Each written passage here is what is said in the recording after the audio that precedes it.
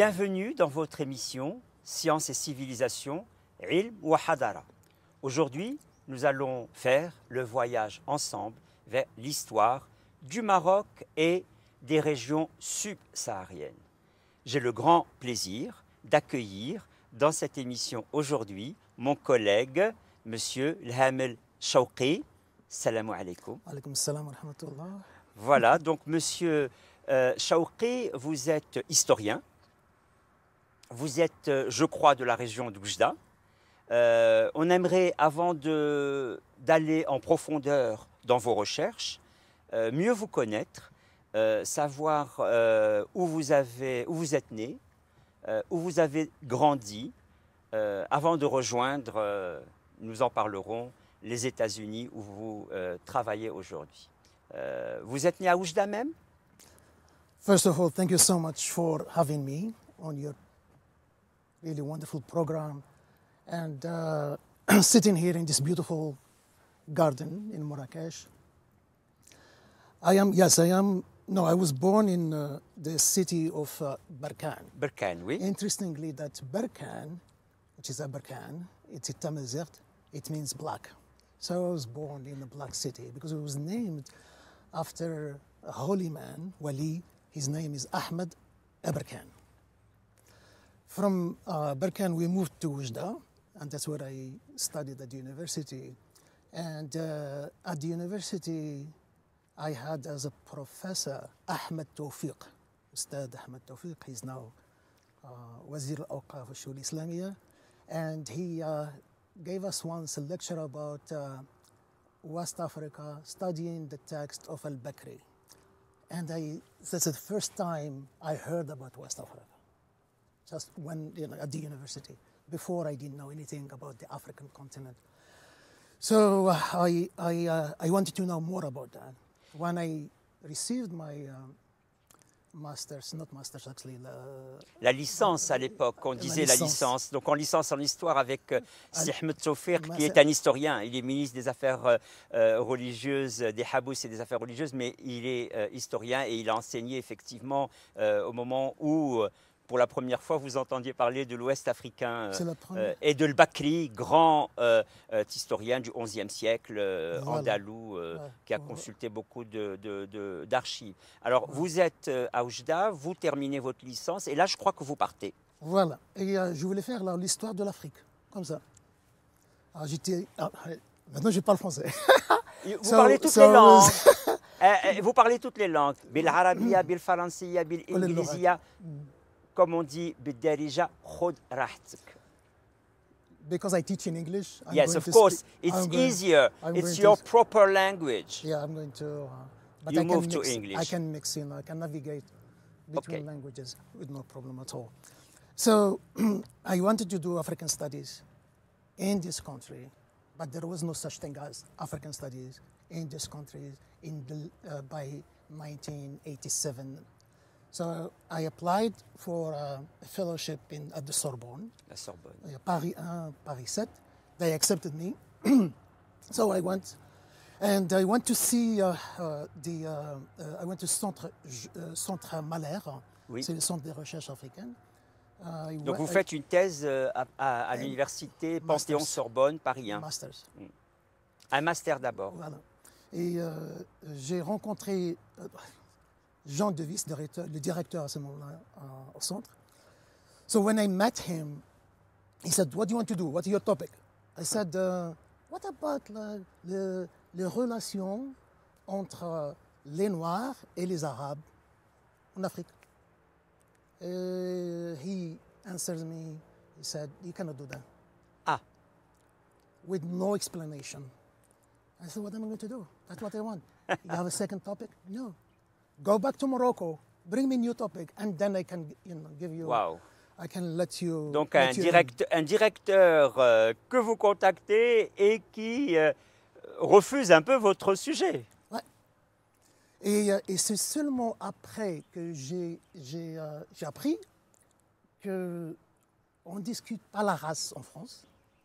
Et c'est seulement après que j'ai appris qu'il n'y a pas des études sur l'esclavage en France. Alors, je suis revenu au Maroc, j'ai cherché un sujet. Et je suis revenu. Il m'a dit, Jean Duvis received me again another time, and he said, well, maybe you should go and work with, Professor Jean Bouleg. So he completely get, À chaque fois, il se déchargeait de la tâche. When I saw Professor Jean Bouleg, he died, God bless his soul. He told me, well, there is this text of Fath al-Shakur. Why don't you translate it into French and then with an historical analysis, and that will be really good dissertation. I said, translation? Why would I do that? Is that like the French school? C'était pas votre première motivation. Pas du tout. Alors, mais je dois avoir, so I had to have the registration, the enrollment at the university in order to have, my papers would be in order in France. Yes. So I accepted to translate that book. And I worked on the transmission. Mais c'est un très beau travail que vous avez fait là, parce qu'il a été après publié et vous avez pu montrer l'importance de l'enseignement de l'islam dans cette frontière entre la Mauritanie actuelle et le Mali actuel. Et ce travail a été honoré et vous avez comparé des manuscrits, vous avez établi vous-même des corrections et finalement réussi à faire cette traduction. Mais ça, c'était un travail à côté de votre thèse, en quelque sorte. Oui, c'était... Ah ouais. We can see it that way. It was like I was doing something on the side, but it was the core of my work. Okay. But I had to do it because it's just like a way, well, I can do it. That's what I thought, that's what they want me to do. I didn't have a choice. I felt I didn't have a choice. And so I struggled doing that because it was tedious, it was technical, I have to translate. So later on, I asked another professor to be a member of the jury. And that professor was Jean-Louis Triot. Jean-Louis Triot. Toujours à la Sorbonne, Sorbonne il était à Paris 7. Paris 7, oui. Denis Diderot, Université Denis Diderot. Jussieu, non. Jussieu, d'accord. Et he said, yes, I would accept to be on your committee, but in one condition. I told him, yes. He said, il faut mettre les pieds en Afrique. Ah. That's what I said. Vous étiez étonné. Yeah, I was shocked. I said, I am from Morocco. C'est toutes ces formes de résistance que vous avez rencontrées, finalement, c'est devenu aussi une thématique de votre travail. Parce que vous avez travaillé sur la culture du silence, la culture de ce qu'on laisse de côté, ce qu'on ne veut pas voir, et tous les biais méthodologiques que l'on prend pour écarter le sujet que vous vouliez travailler, voilà. À savoir la question, on va y arriver, de l'esclavage, précisément dans les trafics entre Africains. Voilà. Et c'est grâce à ça, ces obstacles qui m'ont poussé à me retrouver dans ce sujet que j'avais envie d'aborder. Donc, so I went to Mauritania. Yes. In 1994. And in Mauritania, I had this revelation. Well, it's not a revelation, it's actually something that is really dramatic. It's the first time in my life where in the house of a friend or colleague who invited me, I was introduced to a person who they told me was a slave. So a little girl with dark skin, they introduced her as Abda. So for me, that time is like I was shocked. They said, really? À la fin du 19e siècle, à la fin du 20e siècle, pardon, à la fin du 20e siècle, une rencontre qui est plus que étonnante, plus que surprenante, de rencontrer une petite fille esclave en Mauritanie. Et c'est là, on a le sujet d'étude, mais on a aussi le sujet devant soi d'une personne encore maintenue en esclavage. Ouais. Et au début, so first I'm following you in French, and then thinking in French, and trying to answer in English. So the first I thought, is this a joke? And then she said, that the wife of the person who invited me, she said, well, you know, you can actually, well, don't bother with her, she's a slave first. Then she said, you can actually go and buy one and take one, and take her with you to help your mother. And I said, she's serious. So I really couldn't do anything. I was so emotional, I just left the house. Left, really. I said, I have to leave. And so c'est une rencontre qui n'est pas une rencontre. So that night, I said, what am I doing? Transmission of Islamic knowledge, what does it mean? So the transmission is there, and it will continue to be there. And but this is there, but nobody knows it's there. Yeah. So what shall we do in this case? So they said, I promised myself, I have to go back to that topic, which is race and slavery. First, I was thinking about slavery. So I knew that actually doing it in Mauritania is impossible. Ce qui est très intéressant, c'est comment votre sujet rencontre finalement des interrogations existentielles. Vous êtes là, vous rencontrez des gens qui sont encore en esclavage, vous avez un autre sujet qui est d'établir un texte et de le traduire, et vous vous dites, mais non, c'est sur cette question-là que je veux, et depuis le début, que je voulais travailler sur l'Afrique de l'Ouest, auquel vous avez été introduit à Oujda, et tous les obstacles que vous avez rencontrés, là, vous avez dit, ça ne peut plus être un obstacle. Il faut véritablement aller vers ce sujet. That's exactly it. So then I went to Mali. When I was in Mali, I felt home. Because that tension of, if you want, racial tension, where they tell you this is a slave or not, I didn't see it there.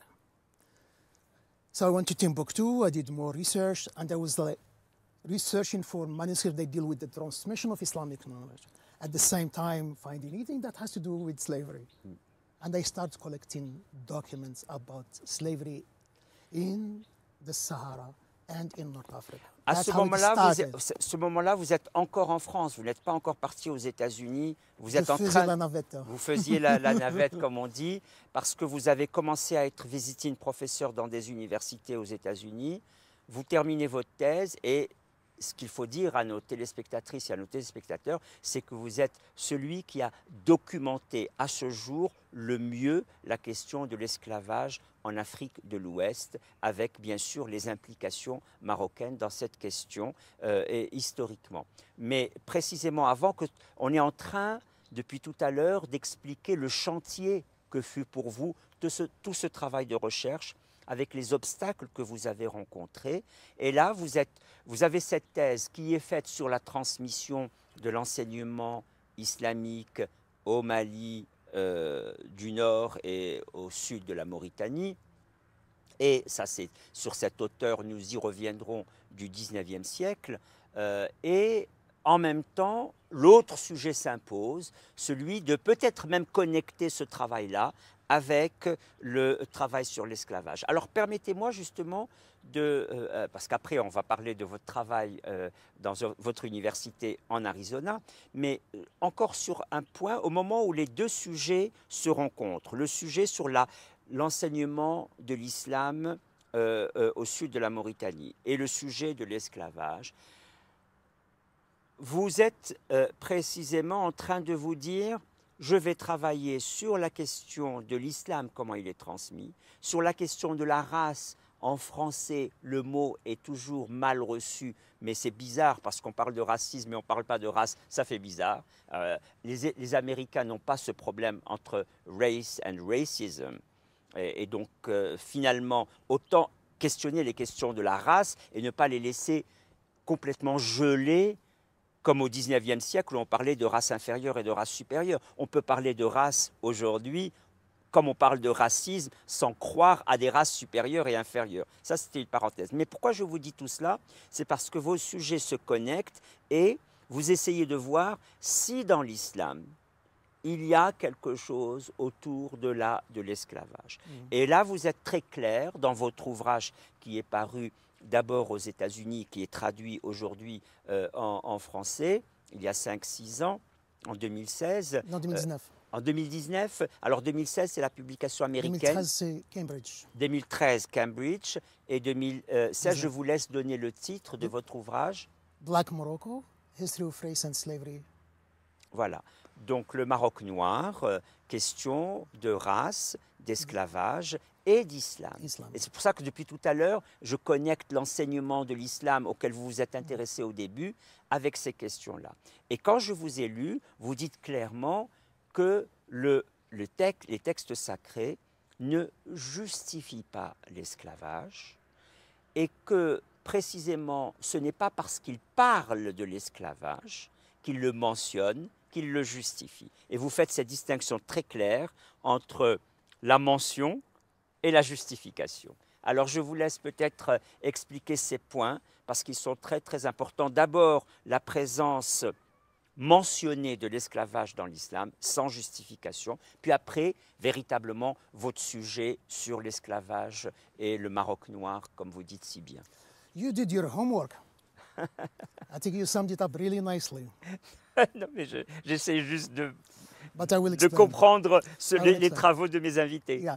If I did not go to the US, where race and slave narratives and they're really, advanced, and the diaspora studies advanced, black studies.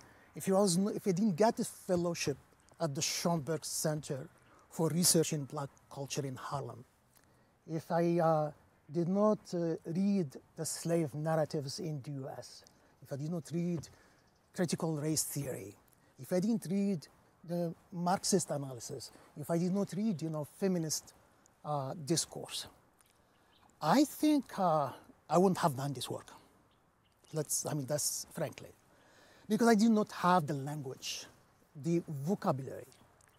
I didn't have the epistemological approach to do this study. If I was in Morocco, I wouldn't have done it. If I was in France, I wouldn't have done it. But you are right. The journey that we start with, going to read the manuscripts, to read about Islamic text, to read about Ummahat al-Kutub.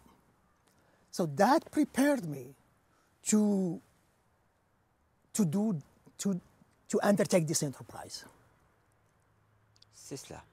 So when I started working with these issues, it's really hard to navigate within them because, it's like you read it.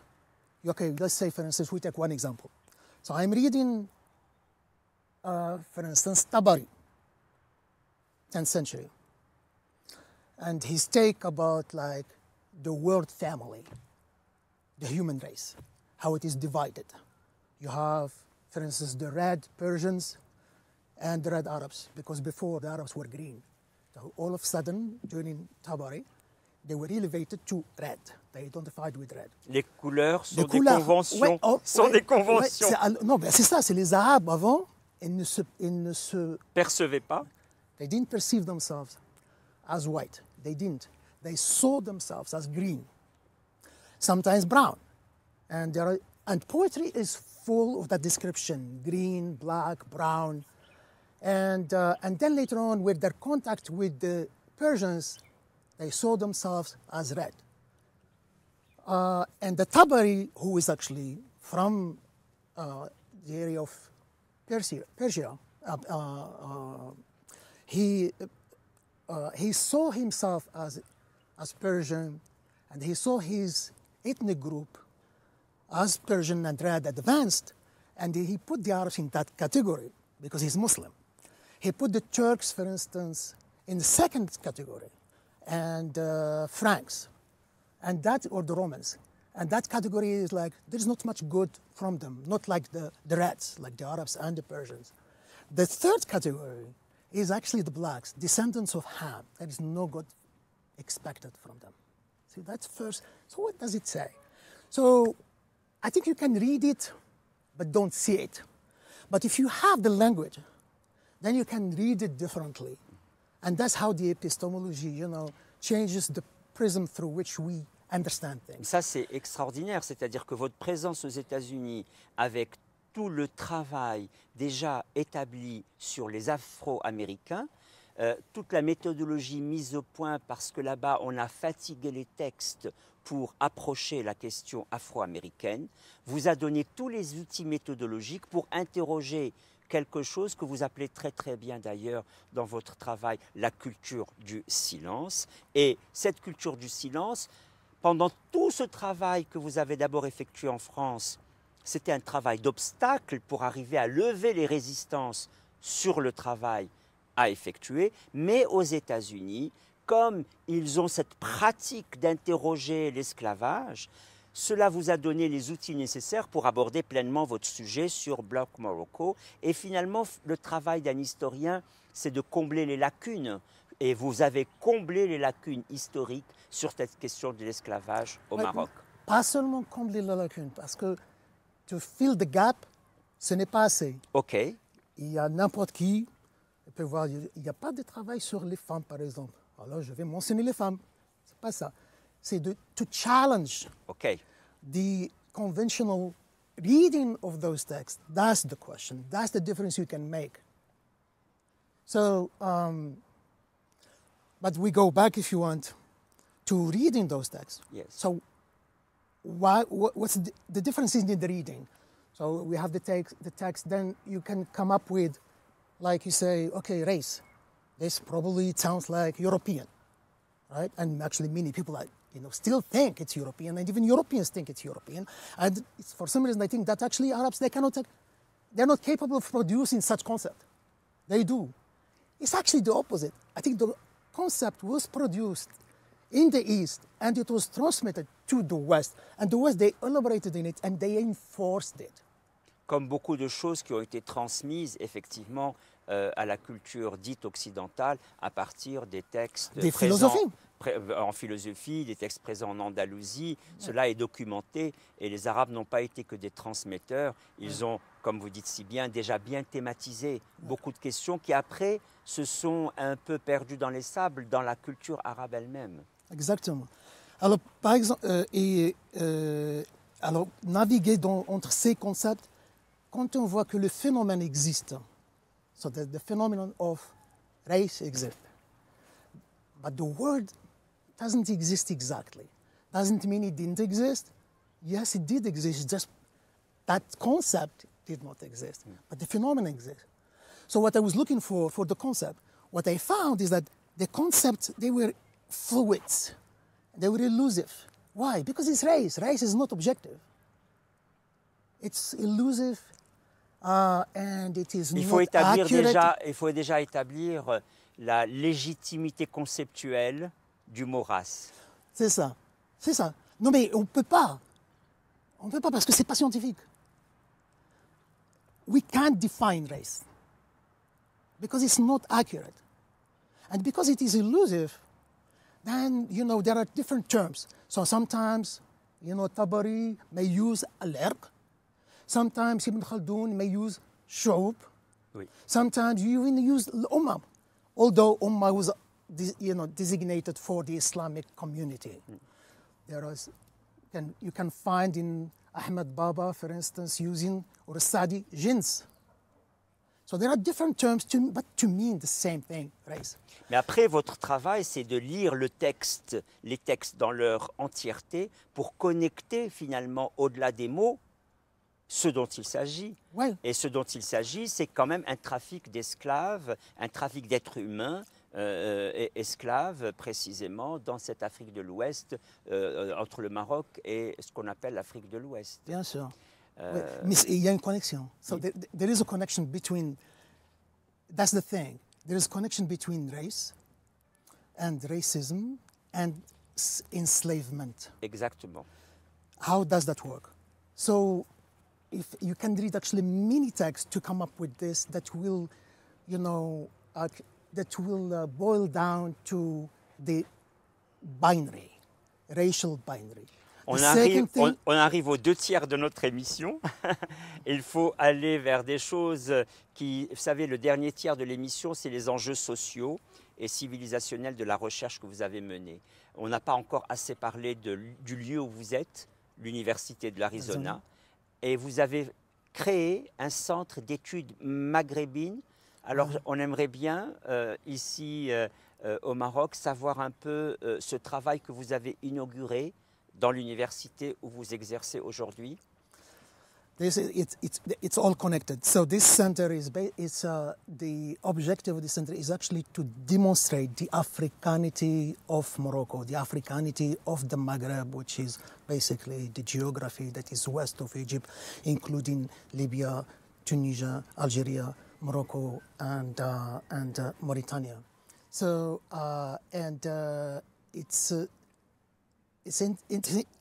connected because of this racial binary that I am talking about, othering the rest of Africans as different from the North Africans.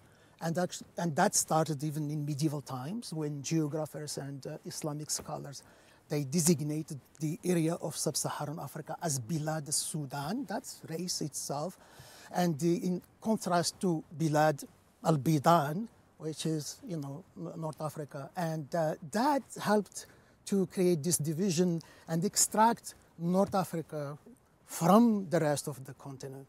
So the notion of race that was introduced during colonialism, it just was built on that racial binary or dichotomy that existed already. Et vous voulez précisément défaire toutes ces choses sédimentées dans l'histoire pour reconnaître au Maroc sa pleine africanité. Exactement.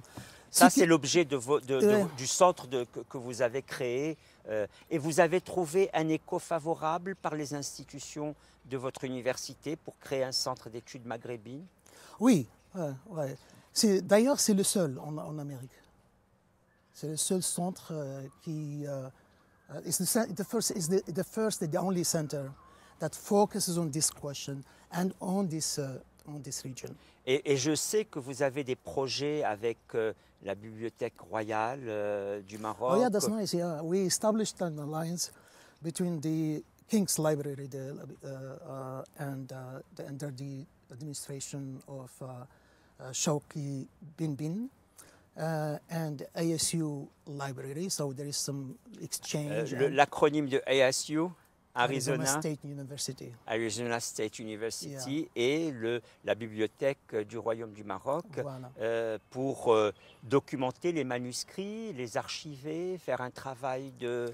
Non, c'est vraiment un échange. Un échange. Un échange, c'est-à-dire que les chercheurs à l'université, in my university, so the scholars in my university, they can come and they will be facilitated in their mission here, and also scholars from Morocco, they can come to ASU and do research. C'est très important, la recherche est faite de mouvements tout le temps. La recherche est faite de mouvements tout le temps. Vous-même, nous ne l'avons pas mentionné, mais on peut encore le dire, vous avez été visiting professeur dans plusieurs universités, à Nice, à Duke, en Allemagne, à Augsbourg. Et précisément dans tous ces moments où vous vous trouvez dans d'autres pays, à chaque fois, bien sûr, les échos de votre recherche sont différents.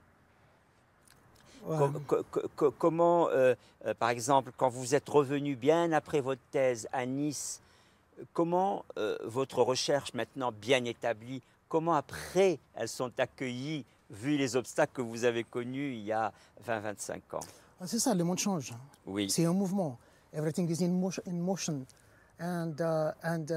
So thanks to Taubira, la loi Taubira, 2001, voilà, on a commencé en France d'enseigner sur le sujet de la race et sur le sujet de l'esclavage. Là, maintenant, les gens ils peuvent, so that people that can actually take, classes on this this topic.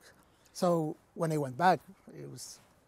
Mais je trouve le parcours magnifique. Nous arrivons à la fin de notre émission. Donc, vous avez absolument réussi à pas imposer, mais à développer votre sujet, à le faire accepter dans cette France même qui au début ne l'acceptait pas, puisqu'elle vous réinvite non plus comme étudiant cette fois-ci, mais comme professeur pour pouvoir transmettre ce que vous avez durement, difficilement, mais d'une manière magnifique, établi pas à pas. Merci beaucoup, Si Shawki Hamel, pour votre présence dans cette émission. Merci beaucoup d'avoir suivi avec nous cet épisode de votre émission Sciences et Civilisation et je vous dis à une prochaine fois, Inch'Allah. Inch'Allah.